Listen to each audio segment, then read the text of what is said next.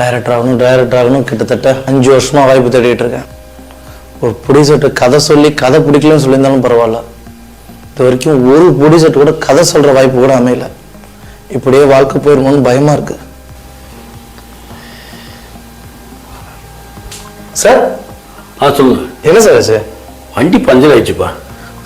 பக்கத்தில் பஞ்சர் கடை இருக்கு, நான் வர சொல்லுவேன் சார். ட்ரை பண்ணுங்களேன், பதினா கூட்டு வாங்களேன். சரி ஓகே சார், வர சொல்லுங்கள் சார். சொல்லுங்க தம்பி. அந்த கடை க்ளோஸ் ஆயிருக்கு சார். சரி, ஜெடியில் ட்ரை பண்ணீங்களா சார்? பண்ணப்பா, எல்லாம் 1 hour ஆகும் 2 hour ஆகும் சொல்கிறாங்க. எனக்கு கொஞ்சம் அர்ஜென்ட்டாக வெளியில் போகணும், என்ன பண்ணுறதுன்னு தெரியாமல் தான் நின்றுட்டுருக்கேன். சார் ஸ்டெப்னி இருக்கா சார்? இருக்குப்பா. சார் நான் வேணா மாத்திரேன், கொஞ்சம் கூட ஹெல்ப் பண்ணுறீங்களா? உங்களால் முடியுமா? மாத்திரம் சார், ஸ்டெப்னி இருக்குதான், எடுத்து மாற்றிடுறேன் சார். சரிப்பா, நான் ஹெல்ப் பண்ணுறப்பா. Okay sir. Sir okay sir, போதும் சார். Okay sir. சார் ஃபிட் பண்ணுறேன் சார். அப்படியே தம்பி, ரொம்ப மகிழ்ச்சி தம்பி. Sir sir sir sir sir நான் பைசா காசுக்காகலாம் பண்ணல சார், எனக்கு ஜஸ்ட் ஒரு இது பண்ணேன் சார், அவ்வளோதான் சார். இதில் என்ன சார் இருக்கு? நீங்கள் கார் எடுத்து சார், நிறைய டைம் ஆயிடுச்சு. இல்லை சார், இருக்கட்டும் சார், பரவாயில்ல, நீங்கள் சொல்லவே போதும் சார். ரொம்ப தேங்க்யூ சார். ரொம்ப நன்றி தம்பி. ஹலோ பா, நான் ஐபிஎல் ப்ரொடக்ஷன்லேருந்து கால் பண்ணியிருக்கேன்ப்பா. சார் சொல்லுங்கள் சார். பா, ஈவினிங் ஒரு 4 o'clock வந்துருப்பா ஸ்டுடியோக்கு. உனக்கு ப்ரொடியூசர் பார்க்கணுன்னால ஸ்டோரி கேட்கணுமா?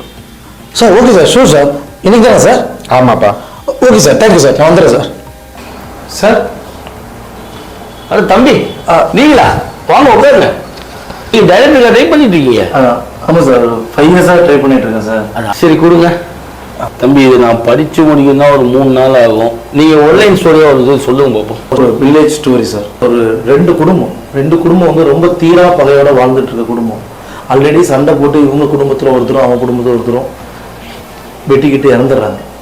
அகைன் அந்த பகை வந்து இவங்களோட அடுத்த ஜென்ரேஷன் கண்ணி ஆகுது. ஆனால் அதுக்கப்புறம் மறுபடியும் அந்த 2 குடும்பமும் ஒன்றாகி வன்முறை வந்து வாழ்க்கைக்கு ஒருபோதும் தீர்வே ஆகாது அப்படிங்கிற மாதிரி தான் கிளைமேக்ஸ் முடிக்கிறோம் சார். உங்களுக்கு வேணான்னு சொல்றது ரொம்ப நல்லா இருக்கு இந்த கதையில்.